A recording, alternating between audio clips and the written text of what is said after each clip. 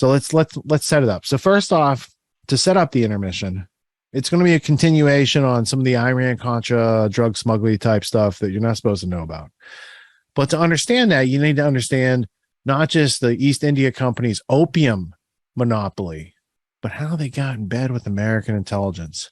And one of those emotional circumstances was not World War I. There's a big story about that, but you can watch World War I Conspiracy by James Corbett, and you can see all about that. But World War II is a little more mystical. It's a little more fog of war. Boy. Yeah, there's a lot of problems. There's a little fog of war. So I just wanted to show you a piece of history. This is an authoritative piece of the narrative. And I'm going to put my spectacles on here. I'm going to open this book for you. Here's the book. It's just on an orange book. There's nothing to see here. It's just an orange book. And now this is brought to you by the Hoover Institute for Peace and Stanford University.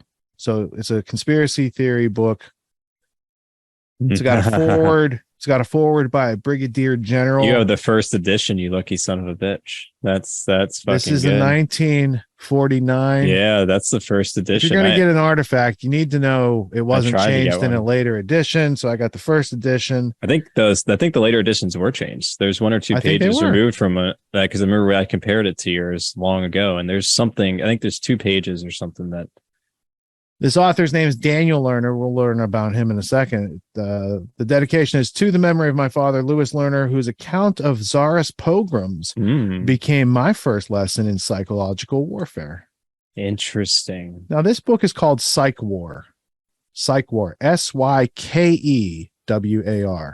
And it's a particular phrasing, nomenclature, referring to this particular operation in World War II. Now, in this book, there's a couple interesting things. See, it's the Hoover Institute and Library on War, Revolution, and Peace, Stanford University. Now, this is the same place Anthony Sutton worked, by the way. Yeah. He wrote this in 1949. This is the authoritative, you have a general write the forward, right? Now, General Robert A. McClure, he's the director of psychological warfare for the Supreme Headquarters Allied Expeditionary Forces. I think that's how that goes. And there's some, forward action to that. Let me just get to some more the more Anglo-American aspects of this. Yeah, I remember showing this page. The political warfare executive was the highest policy authority on all matters of British propaganda. So the PWE is one of the acronyms you need to learn. The Political Intelligence Department, the BBC, Ministry of Information also played a part. Sir Robert Bruce Lockhart. Now, he's favored heavily in the history blueprint. He's an interesting guy. I think he actually comes up in Whitney Webb's books again. So it's just a coincidence. More mention of British broadcasting. So this is the official. They're going to get propaganda.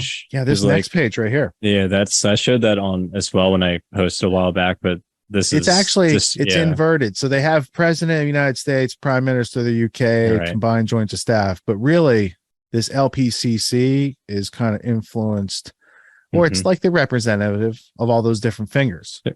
The LPCC, by the way, is almost like a Kabbalah. London Propaganda Coordinating Committee. Now you might be just saying, well, this is just about London. No, this is the American version of this. We're run by the London Propaganda hold on real quick. Coordinating Committee back in this time. Go ahead. What do you have Donovan, OSS, you have Lockhart, PWE, and then you have, look at down below, Outpost, PID, MOI, and BBC. So you can see the influence shape. That's Eisenhower. Oh yeah, he was head of psychological warfare, right, and the American side. Right. So so Eisenhower, we talked about him a couple weeks ago. And C.D. Jackson. The American side erected a propaganda structure parallel to the British, which operated with equal independence of the British or Joint Psych War Agency at SHAEF. Parallel to Britain's PID was the American OSS, Office of Strategic Services, charged with gathering, evaluation, dissemination of intelligence data. Sorry, it's not all completely on screen. So it brings in our Joint Chiefs of Staff and the British Ministry of Information and the American Office of War Information. Unlike its British opposite number, however, Office of War Information was not a permanent agency headed by members of the cabinet in good standing. So we had to make it up, whereas the British had a long-standing committee to do this because they do it all the time. A more important contrast is that the BBC became a common a consent of all qualified observers, the most effective single propaganda instrument. And that's maybe ETO. one I'm of sure the they most stopped though. That's one of the most important elements. Is that, again, media and narrative control, extremely important back then. I wonder what type of narratives they made up about World War II. You want to talk about fog of war? Wow. Jesus. We're only on page 52. The multiplicity of the Anglo-American propaganda agencies conditioned psych war operations at nearly every point. And the superiority of the British agencies was largely responsible for the virtual Americanization of Schaef's PWA, Political Warfare Directive. The 2 points need to be made here. First, the civilian agencies in both countries were in direct touch with the heads of state through their agency chiefs. Oh, interesting. Bruce Lockhart and Brendan Bracken, BB, Big Brother. This is who Orwell was talking about. Brendan Bracken was a leader of MI6. I can show them to you in the history blueprint. Could confer directly with Churchill, Elmer Davis, and General Donovan directly with Roosevelt. So yeah, that's Wild Bill Donovan. Yeah. And they got more maps of hierarchical charts and whatnot. But I have just a few pages here marked. Here's page 58, Psych War. Mr. C.D. Jackson. I showed this too. Yeah, this is good. One of the top personalities in Psych War throughout World War II has written that, quote, the United States did not have any born psychological warriors, say, of the Crossman caliber. That's the MI6 equivalent. If there were no, quote, born ones, some at least might be developed by practicing their skills. However, Mr. Jackson goes on to indicate that the organizational complexities described in this chapter prevented many of the promising talents from getting an opportunity to develop. It's all Anglo-American intelligence. But he worked directly under Eisenhower. He was sort of second on the American side. C.D. Jackson was sort of second or third to Eisenhower. So he worked closely with Eisenhower as part of Psych War. And that's very disturbing because he goes then, we want to talk about maybe the continuity of like Project Mockingbird. He goes to work at Time Life and then becomes one of the senior sort of managing directors of that organization. Oh, yeah. He's in the late the Zapruder film for a while, and then becomes curator of the Zapruder film. That's exactly right. Yeah, but he's just a guy who was working in Psych War, so don't worry. Nothing to see there. So under General McClure, you got some other people, including Crossman, who's an interesting character in Anglo-American intelligence history. But then you got Conant. Oh yeah, James Bryan Conant. Yeah. Well, his granddaughter wrote this book called The Irregulars, and another one called Tuxedo Park, all about British infiltration of American intelligence. So that's interesting. What about this guy, Paley? Paley, I know. Is that William Paley from CBS? Oh my goodness. And here's C.D. Jackson. What they say about the BBC is the most influential, having CBS and the alphabet letter agency news organizations. This is very interesting stuff. Oh, yeah. This is a very rare book. If you can get a copy of this book. First edition's tough to get. I have the reprint, but yeah. More C.D. Jackson all throughout, but I'm just showing that such a thing existed, and here's some key passages. One of the primary importance of P.W. Dayworth persons contributed significantly to the framing of important psych ward decisions on continuing day-to-day basis throughout the campaign. There's McClure, there's Paley, there's Jackson. Where's Crossman? Where's Eisenhower in this? Eisenhower's the boss of all of them. He's a five-star. Okay. I wasn't sure if McClure was underneath or okay, yeah. McClure works for Eisenhower. I gotcha. As does C.D. Jackson. So it's McClure, then C.D. Jackson. So he's like third in line. Yeah. And interestingly enough, Psych War field intelligence personnel possessed comparable background and skills adapted to different uses. The production of systematic field intelligence for quantitative analysis required interviewing hundreds of German prisoners every week. So the psychological warfare team interviews the prisoners, which makes total sense. And then I got a couple pages marked here with that. That has to do with Eugen Kogon. Don't know who that is. What's this other page? Oh, here's some pictures of the fellows. There's McClure. There's Charles Douglas Jackson. Deputy. That's what it is. Yeah. So RHS like Crossman. Yep. Paley, who later runs CBS for the rest of his life. Just like Jackson goes on with Time Life. I mean, you can see how there's this continuity of psychological propaganda post-war. It's not just during the war. That was the whole point. Camp Groot Rosenberg. Yeah. Very famous people in history here. Let's see. Other pages we should mention during this. Of the 35 usable replies for this book. Yeah, you got it. These are people interviewed for this book. So it's all the official story people. So you can find people involved in the official story. Now, you know who's not in here? Nellie Rockefeller. Which is interesting because he was working with all these cats at this time. He hosted British intelligence at his house in Rockefeller Center, basically. Right? It's not his official house, especially office. Especially with FDR, the infiltration of FDR's cabinet or his administration. Yeah, let me just go and show you that. That's a very important element that's covered in like episode 83, 4 or 5, Peace Revolution. No, the British elephant in the room, I think it was called. That's right. British elephant in the American living room. And the American living room. That's it. That's a Peace Revolution episode. We're not going to get to it tonight. Now, here's Nelson Rockefeller. He worked for psychological warfare in the, what was the abbreviation for it? I thought it was the PWD, the Policy for Psychological Strategy Board. PSB, okay. I'm pretty sure. Yeah, I'm pretty sure this is the place because he worked with George Kennan, Eisenhower, psychological warfare with not Harding Jackson, should be CD Jackson. Should be CD, yeah. Yeah, I have to look at that note. An interesting fellow that we can't really go into too much detail about is James Bryant Conant, who there's a lot. You want to talk about fog? Well, wasn't he a president of Harvard? He's mentioned by Gatto in the Ultimate History lesson. Yep. Isn't that curious? It is. But there's a lot of stuff we can't really go into detail about. But interesting figure. I implore people to go maybe check him out, look him up, understand his history. Yeah, I was just looking. All right, so now that you have a little bit of context on the Anglo-American relationship. Go ahead. Real quick. The Rockefeller family has been supporting propagandistic agents going back to the 1920s, 1930s. Major investors are in regards to social sciences. We already talked about that in regards to the Reese Committee and the Foundations, Their Power and Influence by Renee Wormser. So like it's important to cover that. And so it's important to understand that the Rockefellers have been embedded in psychological sort of manipulative tactics for a very long time.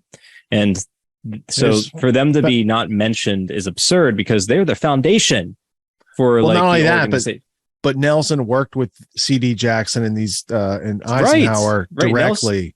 So to not be mentioned in the official history book, I just thought that was interesting. I thought it was a little interesting. Foundations, Their Power and Influence. This is the lawyer for the Reese Committee. His name was Renee Wormser. And I actually have 2 copies of this book. So this is the one that's not highlighted, but it's a decently thick book and very well reputed. This is like get this and watch Norman Dodd's testimony and you got a good gist of what's going on there. And that was better than 99% of Congress. You would understand it. That was Griffin, right? Who did he sat down with Norman Dodd, or who was it? It was G. Edward Griffin and Monteith, I think, and both interviewed Norman Dodd. He showed me that like 10 years ago or something. I mean, that's a fact that he was just to be on the pulse of that. Yeah, I had read this book long ago because I talked to Gatto. I'd gotten the book. I read the book. And then when the guys came from State of Mind, the Psychology of Control, to make the film, which is right here, they also, and this is, I think this is James Lane's copy because these are his bookmarks in here. My copy's upstairs. Makes sense. So that's another book on the topics of nonprofit foundations, which also fund the CIA. It's top down. Rockefeller Foundation is not under the CIA. They help to fund MK Ultra projects. So it's a top down robber barons, and then they have intelligence agencies. They have been very interested because they're useful in keeping the power advantage. I mean, it's pretty simple. And one of the ways is to try to understand the psychological disposition of human beings, both on an individual and a societal basis, on a collective basis. And so they've been funding that sort of thing for a very long time. War of the Worlds broadcast, the Rockefeller, And all these agencies they set up after that to study human behavior and the way in which War of the media Worlds can be was H.G. Wells' British propaganda. So that's Anglo-American establishment. Yeah, literally. They're like, will you together. take our take our science fiction guy, British propaganda warfare guy from World War I, H.G. Wells, and will you have one of your big actor young prodigies read it on the radio and scare the shit out of a bunch of people, and let's see what happens. And Rockefeller Foundation, and they're like, yeah, let's throw some money at that, and they call that an experiment. Yeah, it's called the Radio Research Grover's Project. Mills, New Jersey. There's aliens. Run for the hills. Yeah, the Radio Research Project. Yeah, social research project funded by the Rockefeller. I'll get this on the screen. Needs more citations, but I'll find those later. A radio research project. People can research this outside Wiki. Social research project funded by the Rockefeller Foundation. Wasn't it Princeton's radio research project? Mm-hmm. Yeah, and I think it was James Corbett covered this, going back to the War of the Worlds broadcasts and the whole alien nonsense. The whole alien. The alien sci war that had been going on pre and post World War II in regards to Roswell and all the supposed sightings around the world and all that stuff. All right. So it was a 1938 radio drama, and then Invasion from Mars, a study in the psychology of panic by Hadley Cantrell was the famous 1940 paper that came from that. And then this is based on H.G. Wells and a whole bunch of other ideas. And then Hadley Cantrell, he's a psi warrior. That's interesting too, isn't it? Huh. Nelson Rockefeller, roommate. This is Nelson Rockefeller's fucking roommate, dude. We did not plan this, audience. This is just a synchronicity. There you go. Nelson Rockefeller's roommate at Dartmouth. Apparently, for those of you collecting coincidences, put this at the top of your stack. Apparently, Theodore Adorno was a part of the Radio Research Project, which, if that's true, and I'll look into that, that's fascinating sort of Frankfurt School connection as well. Man, there's a lot of overlapping connections. Well, the Rockefellers were into a lot of Frankfurters. I think they might have been blackmailed for all their Frankfurter funding. Might have been. Nazis. All right. So there you go. Hadley Cantrell is the password tonight. Psych war would be the subtopic. All right. So now we have set it up for the intermission.